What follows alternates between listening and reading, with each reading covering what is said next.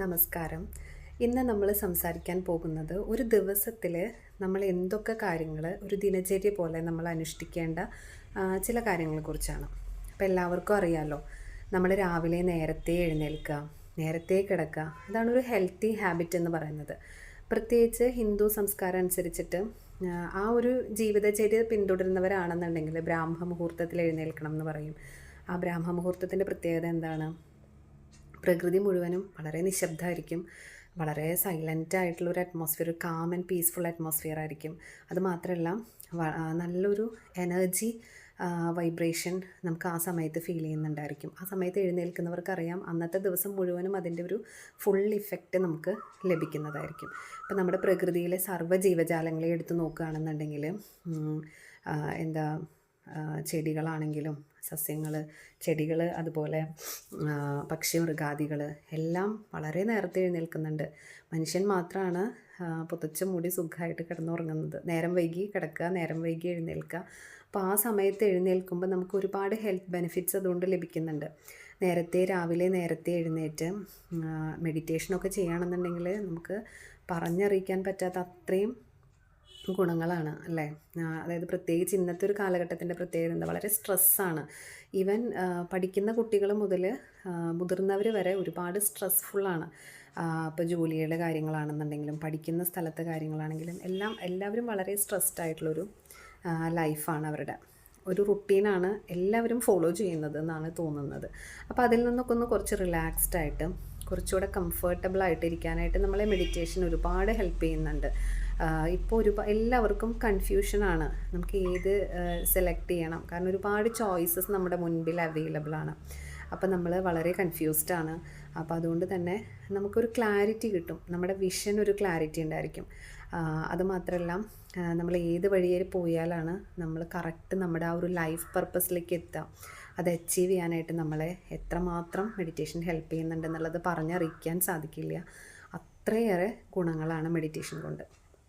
നമുക്ക് നമ്മുടെ സ്ട്രെസ്സ് കുറയ്ക്കാനും കോൺസെൻട്രേഷൻ കൂട്ടാനും, പ്രത്യേകിച്ച് കുട്ടികളെ സംബന്ധിച്ചിടത്തോളം പഠിക്കുന്ന കുട്ടികൾക്ക് നല്ല ഓർമ്മശക്തി ഉണ്ടാവും, കോൺസെൻട്രേഷൻ ഉണ്ടാവും, ഏകാഗ്രത കൂടുതലാണല്ലോ. അപ്പോൾ അതുകൊണ്ട് തന്നെ അവർക്ക് പഠിക്കുന്ന കാര്യങ്ങൾ അവർ വളരെ വ്യക്തവും സ്പഷ്ടവുമായിട്ടുള്ള രീതിയിൽ തന്നെ അത് മെമ്മറൈസ് ചെയ്യാനായിട്ട് അവർക്ക് സാധിക്കും.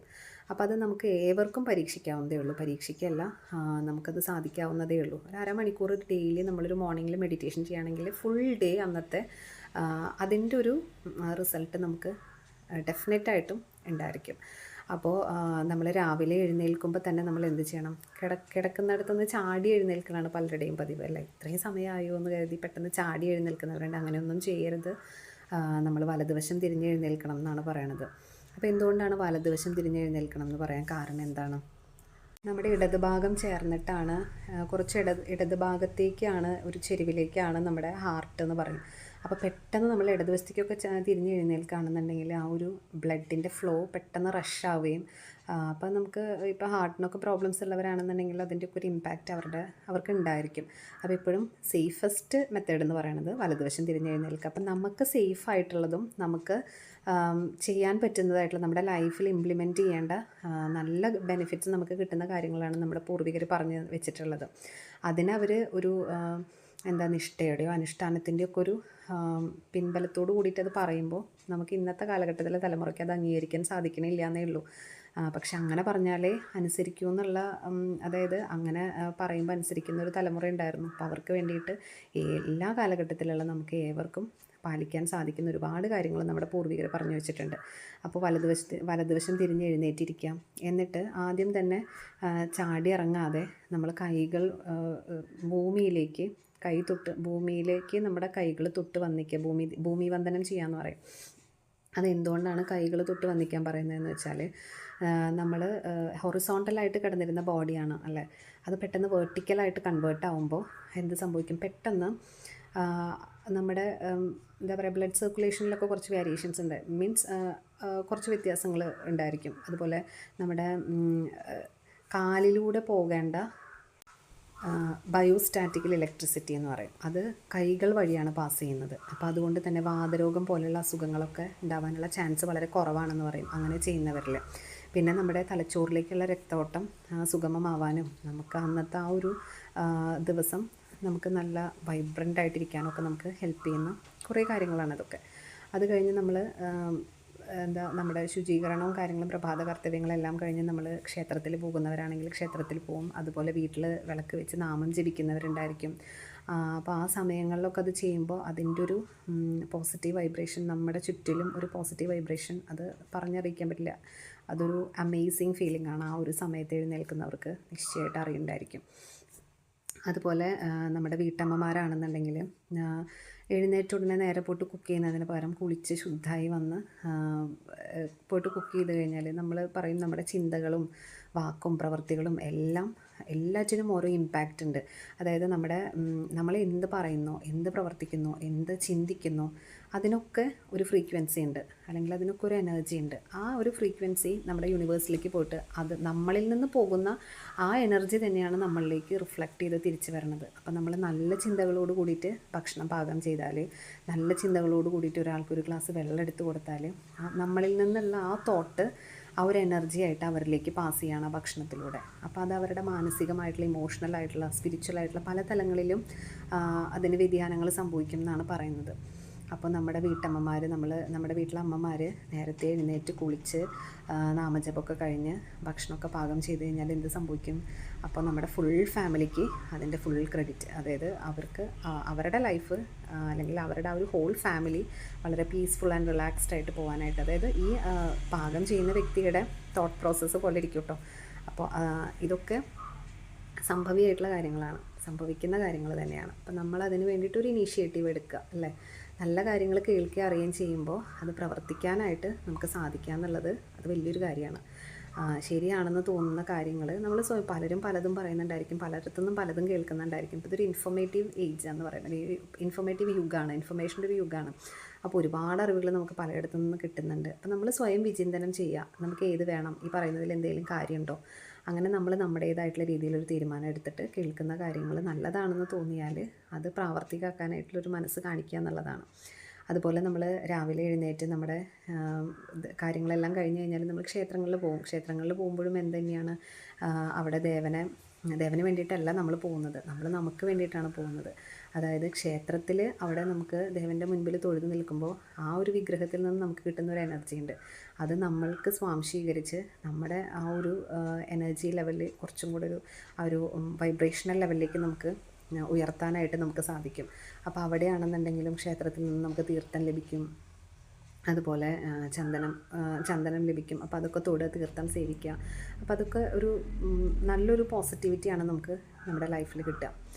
അതുപോലെ നമ്മുടെ ഒരു ദിവസം അങ്ങനെ തുടങ്ങി, ഇനി വൈകിട്ടാണെങ്കിലും നമുക്ക് എത്രമാത്രം നമ്മുടെ ഫാമിലിയോടൊപ്പം ചേർന്നിരിക്കാനായിട്ടുള്ള അവസരങ്ങളുണ്ടോ അത് മാക്സിമം യൂട്ടിലൈസ് ചെയ്യുക. അറ്റ്ലീസ്റ്റ് ഒരു ഹാഫ് ആൻ അവറെങ്കിലും നമ്മുടെ ഫാമിലിയോടൊപ്പം സ്പെൻഡ് ചെയ്യുക. എല്ലാവരും ഒരുമിച്ചിരുന്ന് ഭക്ഷണം കഴിക്കുക, പരസ്പരം അന്ന് നടന്ന കാര്യങ്ങളെക്കുറിച്ച് സംസാരിക്കുക. അങ്ങനെ എല്ലാവരും എല്ലാ കാര്യങ്ങളും പരസ്പരം അങ്ങോട്ടും ഇങ്ങോട്ടും ഡിസ്കസ് ചെയ്യുമ്പോൾ വരുന്ന ആ ഒരു സ്നേഹവും സന്തോഷവും. അപ്പോൾ നമ്മുടെ മക്കൾക്കാണെങ്കിലും അവരുടെ എന്തൊരു പ്രശ്നങ്ങളാണെന്നുണ്ടെങ്കിലും അവരുടെ ഫ്രസ്ട്രേഷൻസും എല്ലാം നമ്മളുമായിട്ട് ഷെയർ ചെയ്യാനായിട്ട് അവർക്കും തോന്നും. അങ്ങനെ ഒരു സ്പേസ് നമ്മൾ കൊടുക്കുകയാണെന്നുണ്ടെങ്കിൽ അപ്പം നമ്മുടെ മക്കൾ മറ്റാരുടെയും പിന്നാലെ പോവില്ല, നമ്മുടെ അടുത്ത് തന്നെ ഉണ്ടാവും. നമ്മുടെ അടുത്ത് നമ്മളതിനുള്ളൊരു ഫ്രീഡം അവർക്ക് കൊടുക്കുകയാണെന്നുണ്ടെങ്കിൽ തീർച്ചയായിട്ടും ആ കുട്ടികൾ നമ്മുടെ ഫാമിലിയിൽ തന്നെ സേഫായിരിക്കും. അതല്ല അവൈലബിൾ ആവാത്ത അച്ഛനും അമ്മയാണെന്നുണ്ടെങ്കിലാണ് അവർ മറ്റ് പലരെയും തേടി പോകുന്നത്. അതുമാത്രമല്ല, രാത്രി കിടക്കുമ്പോഴാണെന്നുണ്ടെങ്കിലും കുഞ്ഞുങ്ങൾക്ക് കഥകൾ പറഞ്ഞു കൊടുക്കുക, നല്ല നല്ല കഥകൾ പറഞ്ഞു കൊടുക്കുക, മോറൽ സ്റ്റോറീസ്. ഇപ്പോൾ എത്രയോ കഥകളിപ്പോൾ വിക്രമാദിത്യൻ്റെ കഥകളുണ്ട്, അതുമാത്രമല്ല പഞ്ചതന്ത്രം കഥകളുണ്ട്, ഗുണപാഠ കഥകൾ ഒരുപാടുണ്ട്, അവൈലബിൾ ആണെന്നല്ല. അപ്പോൾ അങ്ങനെ നല്ല നല്ല കഥകൾ ഓരോന്നും പറഞ്ഞു കൊടുക്കുക. അതിൻ്റെ തീം എന്താണ്, ഒരു മോറൽ ഉണ്ടായിരിക്കുമല്ലോ, ആ ഒരു മോറൽ അതെന്താണെന്നുള്ളത് കുട്ടികൾക്ക് വിശദീകരിച്ച് കൊടുക്കുക. അവരുടെ അഭിപ്രായങ്ങൾ ചോദിക്കുക, അവരുമായിട്ട് സംസാരിക്കുക. രാത്രി കിടക്കുന്നതിന് മുൻപ് നാമം ജപിക്കാൻ പറയുക. കിടക്കുമ്പോൾ നമ്മൾ സർവ്വം ഭഗവാന് സമർപ്പിച്ചുകൊണ്ട് കായേന വാച മനസേന്ദ്രിയൈർവ ബുദ്ധ്യാത്മനാവ പ്രകൃതി സ്വഭാവ കരോമി യദ്യൽ സകലം പരസ്മൈ നാരായണായേതി സമർപ്പയാമി എന്നൊക്കെ പറഞ്ഞിട്ടാണല്ലോ എല്ലാം ഭഗവാന് സമർപ്പിച്ചുകൊണ്ട് കിടക്കുക. അപ്പോൾ അങ്ങനെ നമ്മുടെ ശരീരം കൊണ്ടോ മനസ്സുകൊണ്ടോ ബുദ്ധി കൊണ്ടോ നമ്മുടെ മനസ്സുകൊണ്ടൊക്കെ ചെയ്തിട്ടുള്ള എല്ലാ കർമ്മങ്ങളെയും ഭഗവാനിൽ സമർപ്പിക്കണമെന്ന് പറഞ്ഞിട്ട് അങ്ങനെ അതൊക്കെ നമ്മുടെ മക്കളെ പഠിപ്പിക്കുക. അപ്പോൾ അതൊക്കെ അവരിൽ വളരെയധികം ഇമ്പാക്റ്റ് ഉണ്ടാക്കും. ഇതെല്ലാം എല്ലാവർക്കും അറിയുമെങ്കിലും കൂടി പലരും ഇതൊന്നും പ്രാവർത്തികമാക്കാനായിട്ട് ശ്രമിക്കുന്നില്ല എന്നുള്ളതാണ് സത്യം. ഇപ്പോൾ മറ്റുള്ള മതസ്ഥരെ നോക്കിയാൽ, ഇപ്പോൾ ക്രിസ്ത്യാനിറ്റിയിലാണെന്നുണ്ടെങ്കിലും മുസ്ലിംസിനാണെന്നുണ്ടെങ്കിലും അവർക്ക് കൃത്യമായിട്ടുള്ളൊരു നിഷ്ഠയുണ്ട്. അവരവരുടേതായിട്ടുള്ള ചര്യകൾ കൃത്യമായിട്ട് ഫോളോ ചെയ്ത് പോകുന്നുണ്ട്. പക്ഷെ നമ്മളെ സംബന്ധിച്ചിടത്തോളമാണ് നമുക്ക് ഒരുപാട് എന്താ പറയുക, ഭഗവാൻ തന്നെയാണെങ്കിലും നമുക്ക് എത്ര പറയുക 33 ദേവന്മാരുണ്ടെന്നാണ് പറയണത് അല്ലേ. നമ്മുടെ ചോയ്സാണ്, നമുക്ക് ഇഷ്ടമുള്ള ആളെ സെലക്ട് ചെയ്യാം എന്നുള്ളതാണ്. അപ്പോൾ ഒരുപാട് ചോയ്സസ് നമുക്ക് അവൈലബിൾ ആയതുകൊണ്ട് തന്നെ നമ്മൾ അവിടേക്കൊന്നും പോകുന്നില്ല. അതുപോലെ ഒരു ജീവിതചര്യ, ജീവിതക്രമം എങ്ങനെ വേണം എന്നുള്ളതൊക്കെ നമ്മുടെ ആചാര്യന്മാർ പറഞ്ഞു വെച്ചിട്ടുണ്ട്. നല്ലൊരു ഹെൽത്തി ലൈഫ് ലീഡ് ചെയ്യാനായിട്ട് നമ്മൾ എന്തൊക്കെ കാര്യങ്ങൾ ശ്രദ്ധിക്കണം എന്നുള്ളതൊക്കെ പറഞ്ഞു വെച്ചിട്ടുണ്ട്. പക്ഷേ നമുക്ക് അത്തരം കാര്യങ്ങൾ ഒരുപാട് അവൈലബിൾ ആയതുകൊണ്ട് തന്നെ നമ്മളതൊന്നും ബോധേഡ് അല്ല. കാരണം നമുക്കിവിടെ ഒരു കമ്പൽസറി ഉള്ള ഒരു കാര്യം നമ്മുടെ ഇഷ്ടത്തിന് വിട്ടിരിക്കുകയാണ്. നിനക്ക് വേണോ നീ ചെയ്യുക എന്നുള്ളതാണ്. അപ്പോൾ അതുകൊണ്ട് തന്നെ നമ്മളാരും അത് അനുഷ്ഠിക്കുന്നില്ല എന്നുള്ളതാണ് വാസ്തവം. ഇപ്പോൾ ക്ഷേത്രത്തിലെ കാര്യം തന്നെ പറയുകയാണെന്നുണ്ടെങ്കിൽ, ക്ഷേത്രം എന്ന് പറയുന്നത് ക്ഷയത്തിൽ നിന്നും ത്രാണനം ചെയ്യുകയാണ്. അതായത് അറിവില്ലായ്മയിൽ നിന്നും അറിവിലേക്ക് നമ്മളെ നയിക്കാനുള്ള ഒരു സാഹചര്യം നമുക്ക് ഒരുക്കി തരികയാണ് ക്ഷേത്രത്തിൽ പോകുന്നത് വഴി. പക്ഷേ ഇപ്പോൾ ക്ഷേത്രത്തിൽ ശരിക്കും പറഞ്ഞാലൊരു സൈലൻറ്റ് അറ്റ്മോസ്ഫിയറാണ് വേണ്ടത്. പക്ഷെ നമ്മളെല്ലാവരും ക്ഷേത്രത്തിൽ പോകുമ്പോൾ നമുക്ക് പരിചയക്കാരെ കാണുമ്പോൾ സംസാരിക്കുക, അതുപോലെ കുശലങ്ങൾ പറയുക. അപ്പം അത്തരം കാര്യങ്ങളൊക്കെയാണ് ക്ഷേത്രത്തിൽ നടന്നുകൊണ്ടിരിക്കുന്നത്. സത്യത്തിൽ നമ്മളെ തിരിച്ചറിയാനും നമ്മളെ ആ ദേവനുമായിട്ട് നമ്മുടെ ആ ഒരു ആത്മാവിനെ അവിടെ സമന്വയിപ്പിക്കാനും വേണ്ടിയിട്ടായിരിക്കണം നമ്മൾ പോകുന്നത്. നമ്മുടെ യഥാർത്ഥത്തിലുള്ള ആ ഒരു ആത്മശക്തിനെ തിരിച്ചറിയാനായിട്ടുള്ളൊരു സ്പേസ് ആയിട്ട് വേണം നമ്മൾ ക്ഷേത്രങ്ങളെ കാണാനായിട്ട്. നാമം ജപിക്കാനോ അല്ലെങ്കിൽ നമുക്ക് ഒരു മെഡിറ്റേഷൻ ചെയ്യാനോ ഒക്കെയുള്ള ഒരു അറ്റ്മോസ്ഫിയറായിട്ട് നമ്മൾ ക്ഷേത്രത്തിനെ കണ്ടു നോക്കും. അപ്പം നമുക്കത് ശരിക്കും ഒരുപാട് ഗുണം ചെയ്യും.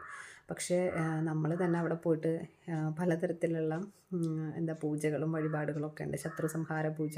അപ്പോൾ ഇതൊന്നും എന്താണെന്ന് അറിയാതെയാണ് പലരും അതൊക്കെ ചെയ്യുന്നത്. ശത്രു സംഹാര പൂജ ഇപ്പോൾ എന്നെ അവൾക്ക് ഇഷ്ടമില്ല, അവൾ എനിക്ക് എന്തോ ചെയ്യുന്നുണ്ടെന്ന്, അവൾ നശിച്ചു പോട്ടെ എന്നുള്ള രീതിയിൽ നമ്മൾ ശത്രു സംഹാര പൂജ ചെയ്തിട്ട് കാര്യമില്ല. നമ്മൾ ക്ഷേത്രത്തിൽ പോകുന്നത് ഒരിക്കലും മറ്റുള്ളവർക്ക് നാശം വരണമെന്ന് കരുതിയിട്ടല്ലല്ലോ.